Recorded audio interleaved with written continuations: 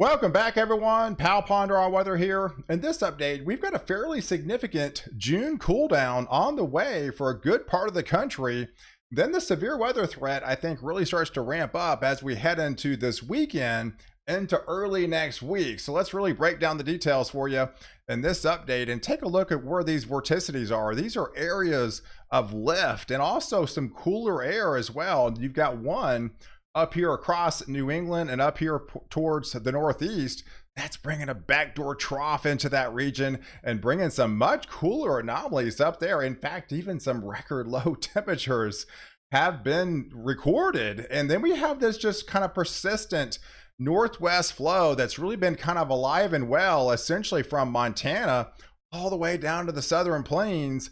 And then we have another area of lift across the portions of the west that's adding some cooler conditions off the subtropical jet, but also providing the lift that will activate the northwest flow that will keep the storm chances alive for the middle of the country. So let's take a look at the setup for today and take a look at the overall big picture on the 500 millibar anomalies. You can actually see where this dominant ridge of high pressure really is. It's across Canada, and they've got a lot of sinking air across those regions. All the areas where you see the red, that is well above average temperatures, but underneath you've got that persistent subtropical jet stream further to the south, and that's bringing some areas of cooler conditions, much more unsettled weather, but also areas of keeping it much below average for the time being, at least for the next couple of days. I think that extends all the way through Friday time frame. So it's going to be feeling really nice for a good part of the country. In fact, let's take a look at some of those temperature anomalies, and we can see for the most part much of New England and much of the Northeast and along the East Coast, those are the areas that see the highest probability of seeing the much more below average conditions. But definitely across the South, you can see definitely all the areas in blue and green. That's insinuating where you're basically average to below average. So that's actually a good part of the country for June. So that's definitely a nice relief in sight for the heat, at least for the time being. But the persistent northwest flow is definitely alive and well. You've got the active subtropical jet coming in off that vorticity, moving into California. That's bringing some rain, elevated rain showers for them. And then you have that lift mechanism across the middle of the country with that really dominant northwest flow, essentially from Montana all the way down to Colorado, into New Mexico, back into the Texas panhandle, where they've been just crushed with heavy rainfall as of late. And that shifts into with daytime diurnal heating type atmosphere with these subtle vorticities. And it doesn't take much because all this area is really uncapped. There's really not much to stop, atmosphere trying to overturn itself into the heat of the afternoon. That's exactly what we've been seeing down into this region. But if you are in the market for a weather station, Father's Day is coming up, so I definitely highly recommend the Tempest Weatherflow weather station. I know a lot of you guys have actually taken advantage of this on this channel, and I greatly appreciate it. The difference is this one is a 5-in-1 system. It's pretty simple. I mean, it can literally takes 10 minutes to install. It's all solar. So it's basically, it's a one and done. I mean, once you set this thing up, it's a set and forget it. You don't really have to touch it going forward. You can just reap the benefits of it by downloading the app. Download the desktop version. You can be a part of the 45,000 other people that have the Tempest in the community from all over the nation. So it's a really cool gadget.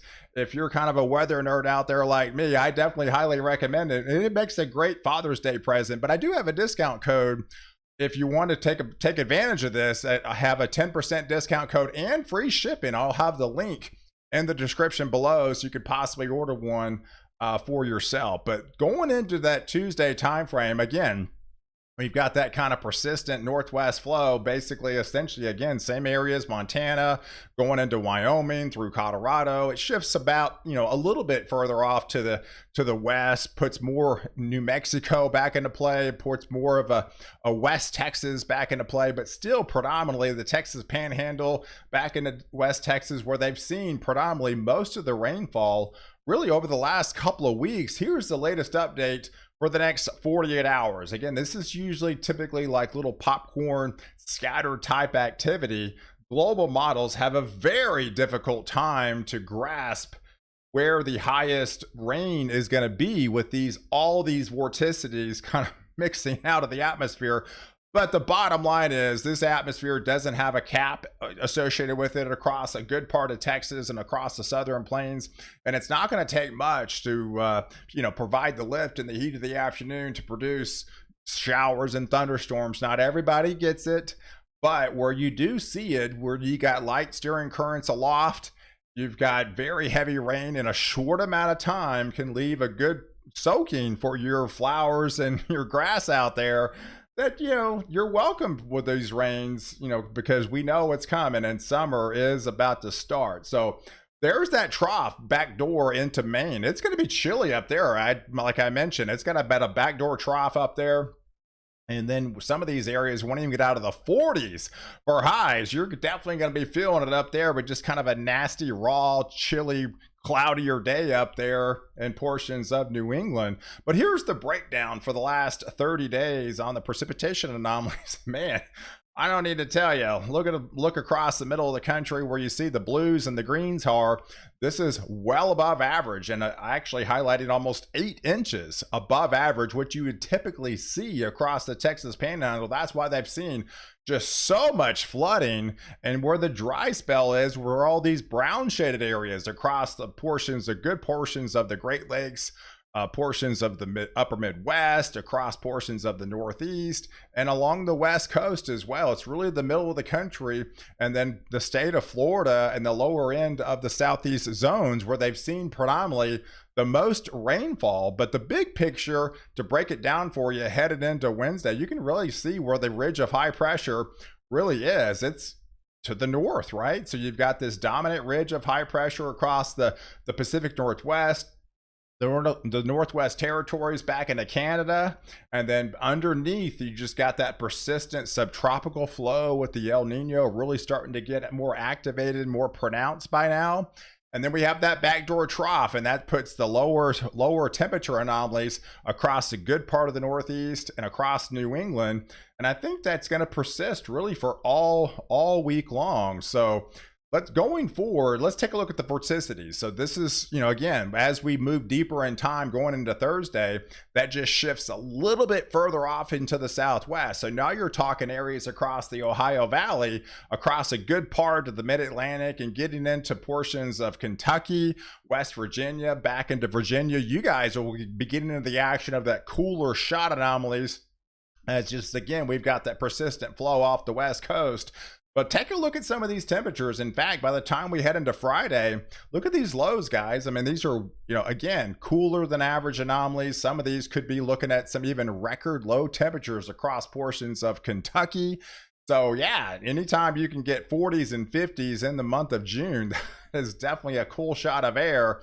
And I think that just extends. You can see the extension pulling all the way into portions of Alabama, back into northern Georgia, getting into the 50s for this time of year. That's a welcome sight, and that's a nice feeling to get out to take your morning walk. But as we transition into the weekend, we see some changes, right? So we still got that dominant trough up here across portions of the Northeast, but you can see the weakness further south, right? Across portions of New Mexico, across portions of Texas. That is complements of this ridge really starting to build further south across Mexico. So there's going to be a fight going on, but I think eventually this ridge will eventually win the war and start lifting further north through as we get towards the middle of the month.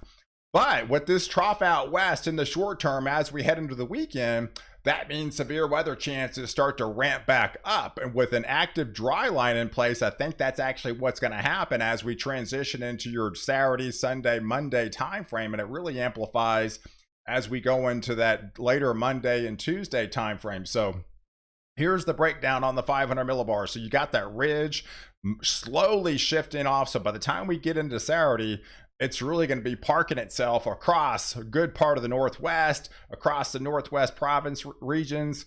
And there's really that's the last kind of hurrah, where the majority of the temperature anomalies will be somewhat below average by the time you wake up on Saturday morning. But then the squeeze play in the middle of the country will be the dominant ridge is slowly starting to build, and the heat comes back for further south. So you can take a look at the dew points as we head into your Saturday morning time frame.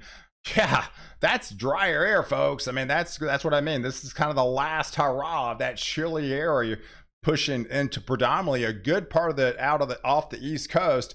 You can see where the dry line is. It's across portions of New Mexico and West Texas, and then the elevated dew points around the middle of the country. So with the trough out west, that's the lift mechanism. With the active dry line in place, I think supercell thunderstorms are going to be starting to form as we get into Saturday afternoon time frame. So look at the setup. Nothing official from the Storm Prediction Center, but I think these will be elevated as we get closer to this event. So right now, we have to be concerned about possible severe weather across portions of Texas, across portions of Oklahoma, getting into Kansas. This will be in the daytime on Saturday. I think we have some more instability on Sunday, and then I think this possibly transitions to the southeast potentially on your Monday timeframe. And I think this really kind of amplifies really as we go into the Tuesday. But as we get into the weekend, there's your setup on where the lightning just could be displayed really across the middle of the country. So we got that predominant northwest flow. We got the dry slide off the west into West Texas, into New Mexico.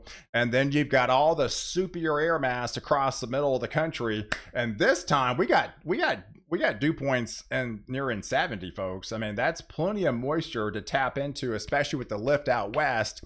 But that's the concern about severe storms as we head into your Saturday afternoon, Sunday time frame. And I think this transitions across the southeast and going into your Monday. But the surface map appears like this as we transition into that Saturday afternoon time frame. This is where the lift will be during the peak heating of the atmosphere across that northwest flow areas, across Montana, getting into Wyoming, portions of Nebraska, heading into Kansas, down here in Oklahoma, into Texas again. But look what happens further north, folks. Yeah, that's some rain trying to enter the picture in places you haven't seen it much lately, like places like Illinois, places like Indiana, and yes, Ohio might finally get in the action. Compliments of this little subtle vorticity in the atmosphere that could be moving in around the 12th time frame. So it's a long ways out, but it's something to possibly look forward to. I mean, you look for any little rain opportunities if you haven't seen anything for weeks. And this area is definitely under a drought-stricken area and then rapid onslaught of drought conditions. So, hey, anytime the models are trying to come together and say, hey, we could have opportunities, we can squeeze out some moisture in that atmosphere, you get excited about it in this region. But where you don't get excited is this massive dip out west, right? This is a pretty significant trough, a massive trough ejection that's going to be coming on off the west coast, dipping all the way down into the Baja. The further it dips down in the Baja, the more amplified it is. You saw the elevated dew points across the middle of the country. So that's the perfect combination for severe weather. Unfortunately, with all three modes possibly of severe weather, especially as we head into that probably Monday time frame. But yeah, there's the rain as we transition to Sunday. So there's the rain setup, complements of that little vorticity across portions of Missouri, Illinois, Indiana, and even Ohio could get in the action with at least some rain showers, possibly isolated strong thunderstorms during that, say, the late in the 11th time frame, possibly in that 12th time frame. It's probably not much, but hey, like I said, take what you can get as of right now, because a lot of dry air in that place. But the big difference is the cool down goes bye-bye, right? And so with the ridging further south, going in from Mexico, going to be lifting further north, I think that's eventually going to win the war further south across the southern plains. And this dominant ridge of high pressure really starts to amplify and lift further north as we get deeper in towards the middle of the month here. So I'm seeing well above average temperature anomalies coming back for Texas, Oklahoma, across the middle of the country with this dominant ridge of high pressure. Most ensemble members really have this really starting to amplify once we get towards the middle of the month and heading into that, Father's Day weekend time frame. We could be looking at a lot of heat across the South as real summer really starts to kick in by then. So guys, I appreciate you guys watching. Do like this video, definitely hit the subscribe button, and catch me next update where I protect you before and after storm.